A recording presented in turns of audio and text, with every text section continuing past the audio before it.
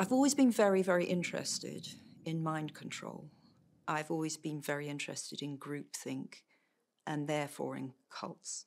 So it's something I always wanted to explore somehow in a book. So as I say, in 2010 when I started really thinking about how the whole series would take shape, I did foreshadow this because I thought this is going to be the time when I get to explore those things that interest me so much. And I love world building and creating this cult, really thinking about what kind of cult I believe would take fire now in, as we're a couple of decades into the 21st century. What would it take to hook people in, perhaps particularly young people, but as we see in the book, it's not only young people who are attracted to this cult, but successful cults really manage to hook onto something in the zeitgeist.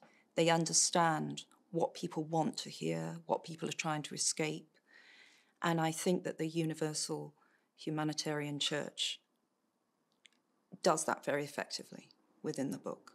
So my jumping off point for the cult were the words that the cult leader says the very first time that Robin enters one of their meetings in their temple.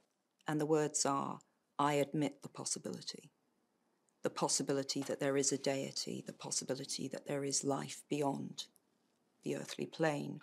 I think that's a good way of hooking people who may consider themselves atheists or skeptics.